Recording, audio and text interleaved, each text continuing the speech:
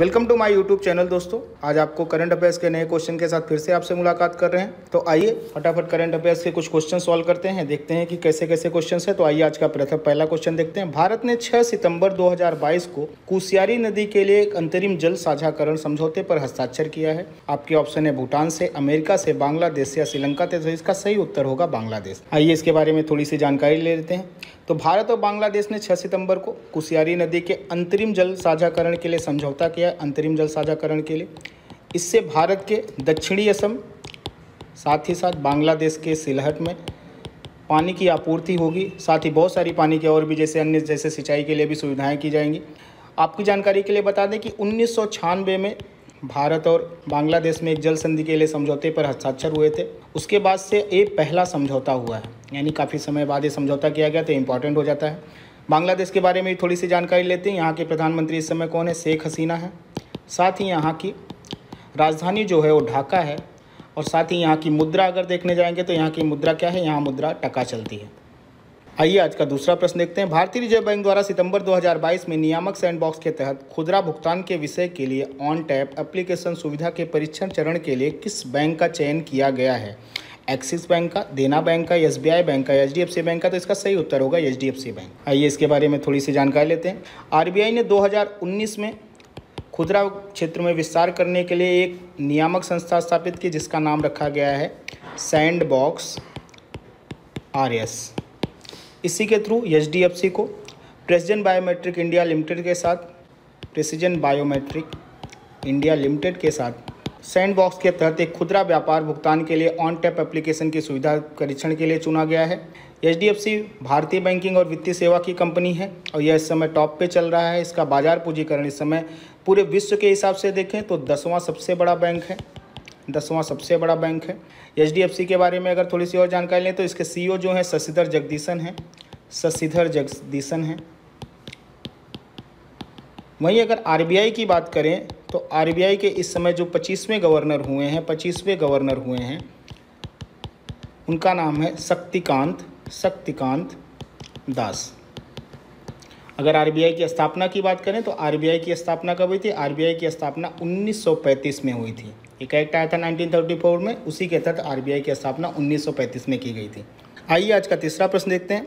4 सितंबर 2022 को 22वां Dubai open शतरंज tournament जीतने वाले भारतीय ग्रैंड मास्टर कौन है? अरविंद चिदम्बरम, स्वप्निल धोपड़े, शार्दुल गगरे या अर्जुन एरिगेसी। तो इसका सही उत्तर होगा अरविंद चिदम्बरम। तो आइए इसके बारे में थोड़ी सी जानकारी लें। हमारे देश के अरविंद चिदम्बरम ने 22वां दुबई ओपन शतरंज टूर्नामेंट जीता है। और इसमें उन्होंने अपने ही देश के आर प्रज्ञानंद को हराया है। इस टूर्नामेंट में 10 में से 7 भारतीय शीर्ष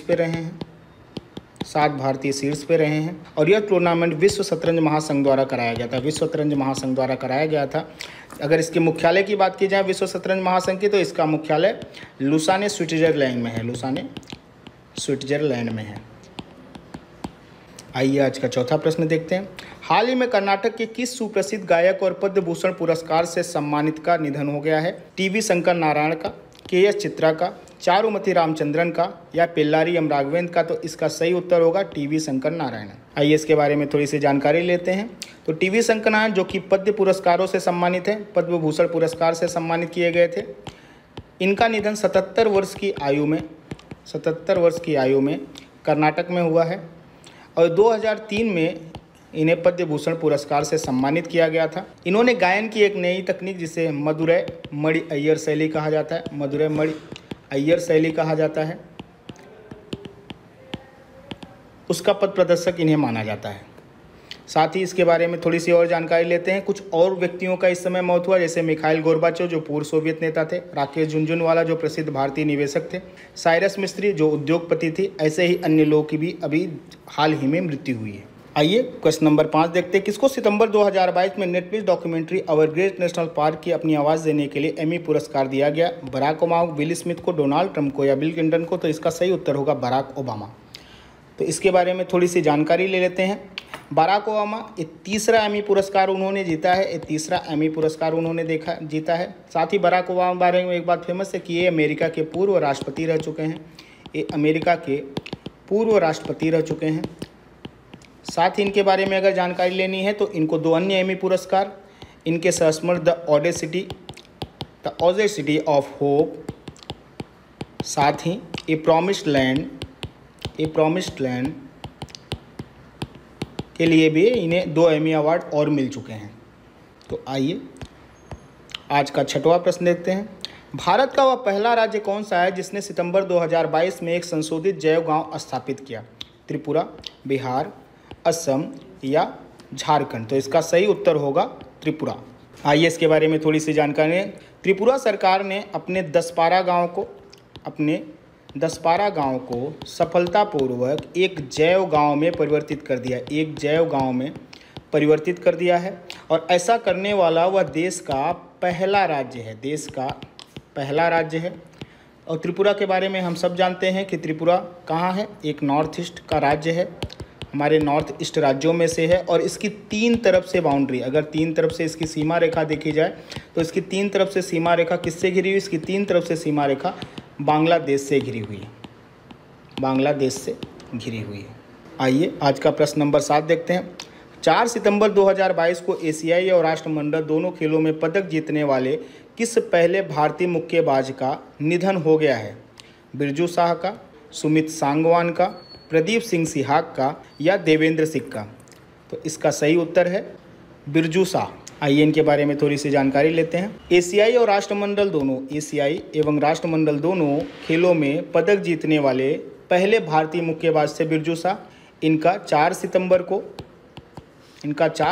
को 48 वर्ष की आयु में निधन हो गया है। 48 वर्ष की आयु में निधन हो गया है। इन्होंने 1994 में राष्ट्रमंडल और एशियाई खेलों में पदक जीता था। ये पहले भारतीय थे जिन्हें इसमें पदक मिला था। आइए आज का अगला प्रश्न देखते हैं। 5 सितंबर 2022 को किस राज्य सरकार द्वारा पुधिमाई पेन आधुनिक महिला योजना शुरू की गई है? केरल द्वारा, तमिलनाडु द्वारा, महाराष्ट्र द्वारा या गुजरात द्वारा? तो इसका सही उत्तर है तमिलनाडु। आइए इसके बारे में थोड़ी सी जानकारी लेते हैं। तमिलनाडु के मुख्यमंत्री एम.के. स्टालिन ने इस योजना की शुरुआत की है और इस योजना के तहत सरकारी स्कूलों में शिक्षा प्राप्त करने वाली 6 से 12 कक्षा तक के छात्रों को उच्च शिक्षा प्राप्त करने के लिए प्रति माह 1000 रुपये दिए जाएंगे। 1000 रुपये की सहायता दी जाएगी।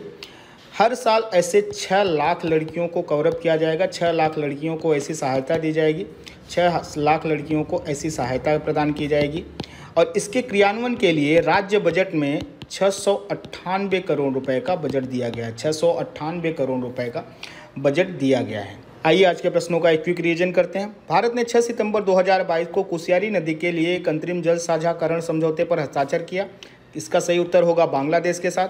भारतीय रिजर्व बैंक द्वारा सितंबर 2022 में नियामक सैंडबॉक्स के तहत खुदरा भुगतान विषय के लिए ऑन टैप एप्लीकेशन सुविधा के परीक्षण चरण के लिए किस बैंक का चयन किया गया? इसका उत्तर होगा HDFC बैंक।